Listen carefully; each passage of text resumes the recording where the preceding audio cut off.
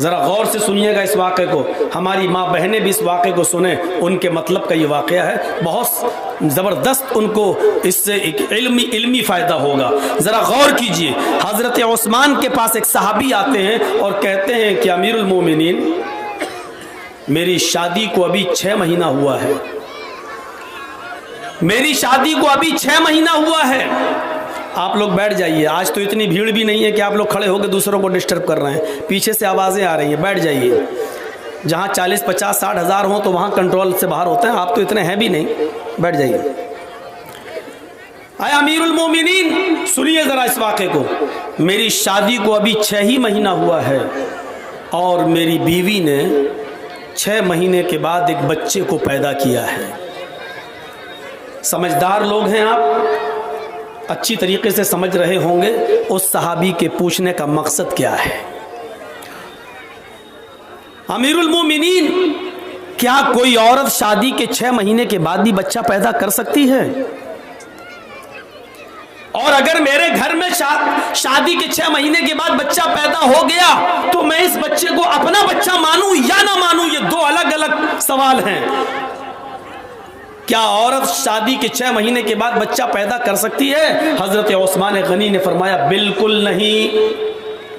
کہا امیر المومنین لیکن میرے گھر میں شادی کے 6 مہینے کے بعد بچہ پیدا ہوا ہے، اس بچے کو میں کیا درجہ دوں، اپنا بچہ یا وہ ناجائز بچہ؟ تو حضرت عثمان غنی کیا کہتے ہیں؟ وہ بچہ ناجائز ہے، غلط ہے، اس لیے کہ شادی کے 9 مہینے کے بعد بچہ پیدا ہونا چاہیے کم سے کم۔ پیٹ میں اس کی 9 مہینے کا بچہ، 6 مہینے کا بچہ کیسے پیدا ہو سکتا ہے؟ یہ تو غلط ہے۔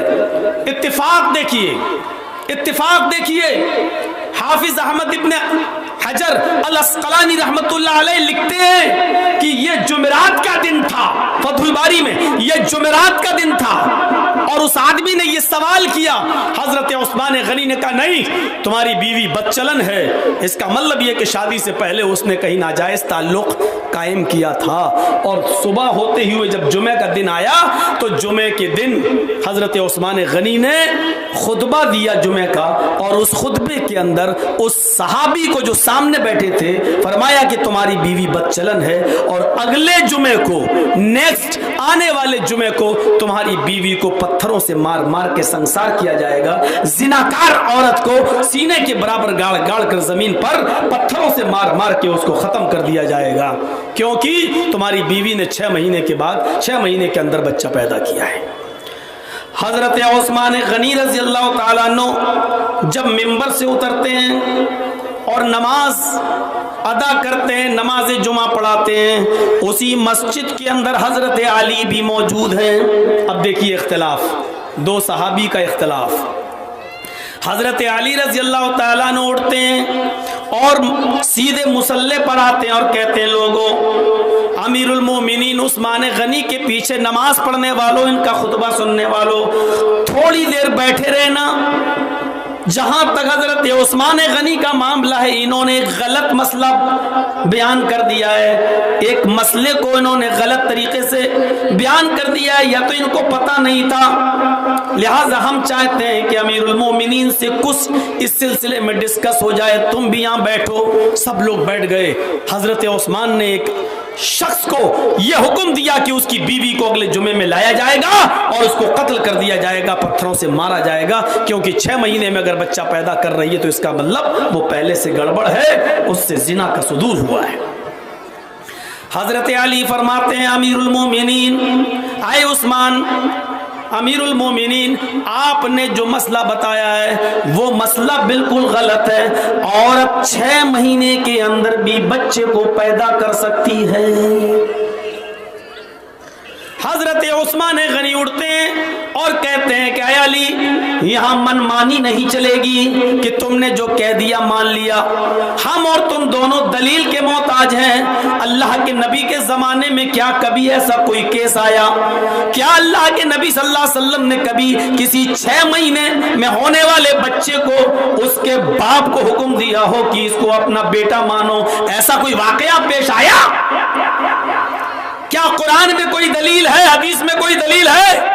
حضرت علی فرماتے ہیں امیر المومنین یہ سچ ہے کہ اللہ کے نبی کے زمانے میں ایسا کوئی واقعہ پیش نہیں آیا، کسی عورت نے 6 مہینے میں بچہ پیدا نہیں کیا، یہ سچ ہے۔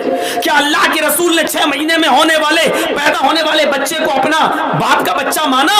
فرمایا یہ بھی سچ ہے، جب پیدا ہی نہیں ہوا نبی کے زمانے میں تو آپ کیوں اپنائیں گے؟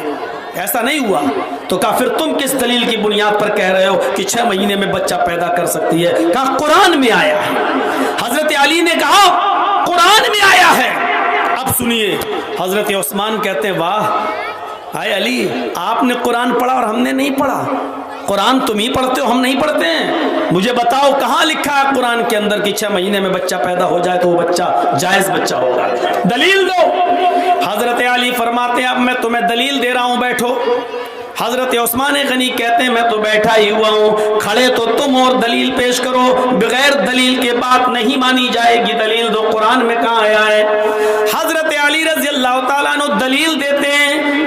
امیر المومنین عثمان، اے بھیا اے نوٹنکی بند کرو، بہت ہو گیا ہے، تیرا چینل بہت دنوں سے چل رہا، بہت پیسہ کما رہا ہے تو، بیٹھ جا۔ کتنی دیر ہو گئی اور ابھی تک سیٹنگ نہیں بنا پایا یہ اپنا؟ اتنی دیر میں تو لڑکی سیٹنگ ہو کے بھاگ جاتی ہے۔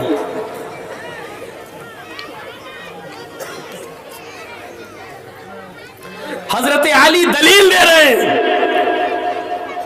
امیر المومنین سنیے، والوالدات یرضعن اولادہن حولین کاملین۔ دلیل پر ذرا نظر ڈالی، حضرت علی نے کیا دلیل دی؟ امیر المومنین قرآن کہہ رہا ہے کہ ماں اپنے بچے کو دودھ پلائیں 2 سال، حولین کاملین، مکمل 2 سال تک دودھ پلائیں۔ مائیں جب ان کے پیٹ سے بچہ پیدا ہو تو وہ اپنے بچے کو کتنا دودھ پلائیں؟ حولین کاملین، مکمل 2 سال تک وہ اپنے بچے کو دودھ پلائیں، یعنی 2 سال کمپلیٹ دودھ پلا سکتی ہیں، 2 سال سے 1 دن زیادہ نہیں، 1 دن کم نہیں، 2 سال تک وہ دودھ پلا سکتی ہیں، 2 سال سے زیادہ نہیں۔ 2 سال سے پہلے تو چھڑا سکتی ہیں دودھ، لیکن 2 سال سے 1 بھی دن زیادہ نہیں پلا سکتی ہیں۔ حضرت عثمان ہنستے ہیں، کہتے ہیں علی کیا مجھے بے وقوف سمجھ رکھا ہے؟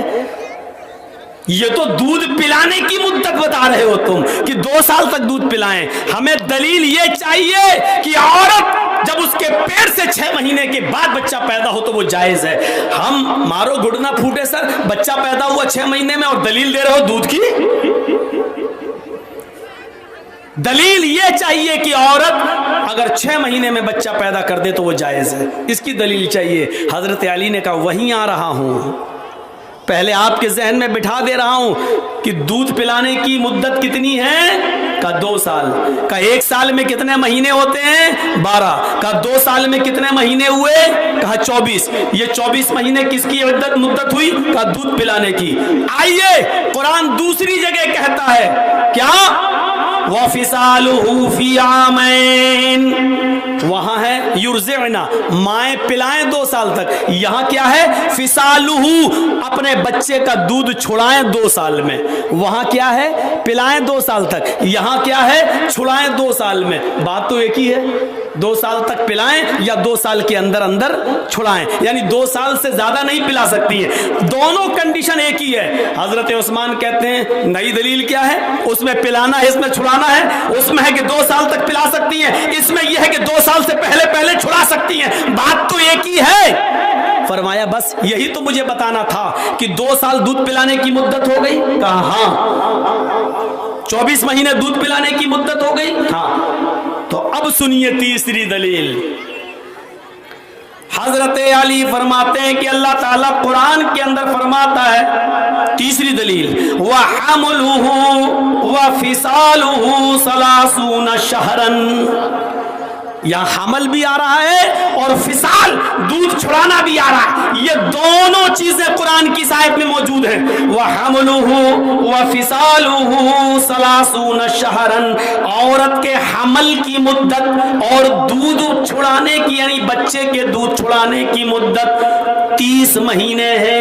30 شَهْرًا، 30 مہینے، 30 مہینے ہے، دونوں کو ملایا दूध हमल की भी और दूध छुड़ाने की भी।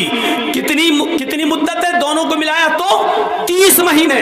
कहा अमीरुल मोमिनीन, ये 30 महीने हमल और दूध पिलाने दोनों को जोड़कर 30 महीने है। और दूध पिलाने की मुद्दत कितनी है? अब अलग कर दीजिए, दूध पिलाने की मुद्दत कुरान ने कितनी बताई है? हौलैनी कामिलैन, 2 साल। अब 30 महीने में से 2 साल आप अलग कर दीजिए, 30 महीने में से 24 महीने आप अलग कर दीजिए, उसको माइनस कर दीजिए, कितने बचते हैं? 30 महीने में 2 साल यानी 24 महीने तो दूध पिलाने की मुद्दत हो गई। अब जो मुद्दत बची वो हमल की मुद्दत है। बताइए वो कितने बचे? 30 में से 24 को माइनस किया, 30 में से 24 को माइनस किया तो 6 बचते हैं। तो कहा ये 6 महीने हमल की मुद्दत है, 6 महीने हमल की अकल्ले मुद्दत है। यानी 6 महीने से कम, 6 महीने से पहले अगर माँ कोई बच्चा पैदा करती है तो नाजायज माना जाएगा, लेकिन 6 महीने के बाद अगर कोई बच्चा पैदा होता तो बच्चा जायज माना जाएगा, क्योंकि कुरान कह रहा है कि औरत के हमल और दूध पिलाने की मुद्दत 30 महीने है और 30 महीने में 24 महीने दूध पिलाने की है, तो बाकी जो बचता है वो हमल की मुद्दत है। हजरत उस्मान गनी का सर चकरा जाता कि हजरत अली की इस दलील पर, लेकिन दलील आ जाने के बाद हमारी तरह जिद्दी नहीं थे कि हमने जो कह दिया वो मान लेंगे, वही बात मानी जाएगी। हजरत उस्मान फिर मिंबर पर दोबारा खड़े होते हैं और खड़े होने के बाद कहते हैं, लोगों, हजरत अली रज़ियल्लाहु ताला अन्हु ने जो दलील पेश की वो कुरान से दलील आ जाने के बाद अब हमें कुछ कहने की जरूरत नहीं है। आज अगर अली इस जुमे की नमाज में मौजूद न होते तो मैं कातिल हो जाता, एक औरत के कत्ल का जिम्मेदार में बन जाता। हजरत अली की वजह से इसकी औरत बच गई। हजरत अली ने जो दलील पेश की है वो दलील पर मैं आमन्ना और सद्दकना कहता हूं और उस आदमी को हुक्म देता हूं कि जाओ उस बच्चे को अपना बच्चा मानो और उस औरत को अपनी बीवी मानो। अब उस औरत को संसार नहीं किया जाएगा। 2 लोगों में इख्तिलाफ हो सकता है, लेकिन दलील आ जाने के बाद फिर इख्तिलाफ को खत्म कर देना चाहिए, जैसा हजरत उस्मान गनी ने अपनी बात वापस ले ली। तो मैं यही कहना चाहता हूं कि या अय्युहल्लज़ीना आमनु दुखुलू फिस्सिल्मी काफ़ा, ईमानो वालो तुम इस्लाम के अंदर पूरे के पूरे दाखिल हो जाओ। और पूरे के पूरे हम दाखिल तभी हो पाएंगे मेरे भाइयों जब हम इस्लाम की हर छोटी और बड़ी चीज को दिलो जान से उस पर हम अमल करेंगे। ये हकीर है, इसको छोड़ दिया, ऐसा नहीं। रास्ते में अगर कांटा पड़ा है और आप बाइक से जा रहे हैं, अरे कांटा ही तो पड़ा है, आप बाएं से निकल गए, नहीं, उतरिए और इस कांटे को फेंक दीजिए। हो सकता है कि किसी बूढ़े के पैर में चुभ जाए, हो सकता है कि किसी बच्चे के पैर में चुभ जाए, हो सकता है कि नकाब लगाकर और चेहरा छिपाकर कोई औरत जा रही है उसके पैर में चुभ जाए, हो सकता है कोई नाबीना गुजर रहा है उसके पैर में चुभ जाए। इसलिए इस्लाम ये तकाजा करता है कि इस छोटी सी चीज को तुम छोटा मत समझो, ये ईमान का एक हिस्सा है। अल ईमानु बिज़ु व सबून शुअबतन फअफ़ज़लुहा क़ौलु ला इलाहा इल्लल्लाह व अदनाहा इमाततुल अज़ा अनित तरीक़। इस रास्ते से तकलीफ दे चीज को हटा देना भी इस्लाम और ईमान का एक हिस्सा है। लिहाजा आप इसको हकीर न समझें और आप इसको कम नेकी न समझें। ये नेकी ईमान का एक जुज़ है, ईमान का एक शोबा है, लिहाजा तुम इसको हटाओ। हमें ये सोचना है। बहुत सी चीज़ें हमारी समझ में नहीं आएंगी, लेकिन इस्लाम है, हमें मानना पड़ेगा। मगरिब में 3 रकात क्यों है? अरे हमें क्या मालूम क्यों है, अल्लाह के नबी ने दी। हम लोग सर्दियों के दिनों में मोज़ों पर मसा करते हैं, ये मोज़ों पर ऊपर से मसा किया जाता है, आप सब जानते हैं। अपने हाथों की उंगलियों को तर करो और ऐसे अपना हाथ फेर लो, ये मोज़े का मसा है। जबकि अक्ल ये कहती है कि मसा नीचे करना चाहिए, क्योंकि मिट्टी या गंदगी या नापाकी नीचे लगेगी। लेकिन नीचे अल्लाह के रसूल ने हाथ फेरने का हुक्म नहीं दिया है, बल्कि ऊपर दिया। क्यों दिया हमें क्या मालूम, हमें आमन्ना और सद्दकना कहना है। अल्लाह के नबी ने फरमाया, मक्खी जब तुम्हारे खाने या पीने की चीज में गिर जाए तो उसको पूरा डुबो दो, ये नहीं का निकाल के फेंक दो। फरमाया उस मक्खी को पूरा डुबो दो और उस वक्त तक उस मक्खी को डुबोए रहो जब तक कि वो मर न जाए। जब वो मर जाए तो उसको निकाल के बाहर फेंक दो और पीने वाली चीज को आप पी सकते हो, खाने वाली चीज को आप खा सकते हो, वो चीज हराम नहीं है। अब बताइए, मक्खी को पूरा डुबोने का और उसको मर जाने तक का हुक्म क्यों दिया कि उसको पूरा डुबो दो? क्यों? और उस वक्त तक डूबा रहने दो जब तक कि वो मर न जाए। क्यों? अकल में नहीं आ रहा। वो तो आज मेडिकल साइंस कहती है कि उसके एक पर में बीमारी होती है तो दूसरे पर में शिफा होती है। मक्खी जब खाने और पीने की चीज में गिरती है तो पहले बीमारी वाला पर डालती है, उस बीमारी से वो खाना या वो पानी पीने की चीज, उस पर की बीमारी उसमें मिल गई, लेकिन दूसरे पर में उसकी शिफा है। जब तुम उसको डुबो दोगे तो उसकी शिफा उस बीमारी को काट देगी। उस दूसरे पर में जो सेहत है, जो तंदुरुस्ती है, जो शिफा है, वो शिफा उस बीमारी के असर को खत्म कर देगी। ये आज की मेडिकल साइंस कहती है, उस जमाने में समझ में नहीं आता था। आज के डॉक्टर्स की रिसर्च, आज के डॉक्टर की तहकीक ये कह रही है कि उसको पूरा डुबो ही देना चाहिए क्योंकि उसके दूसरे पर में शिफा होती है। मेरे भाइयों, अल्लाह के नबी ने कह दिया, हमें मानना है, हमें उस पर अमल करना है, हमारी अकल में आए या ना आए।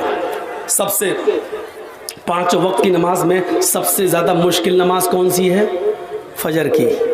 आदमी फजर में जल्दी नहीं उठ पाता है, लेकिन आप देख लीजिए जो सबसे ज़्यादा मुश्किल नमाज है उसकी तादाद 10, 12, 15 होनी चाहिए थी, लेकिन 2 ही है।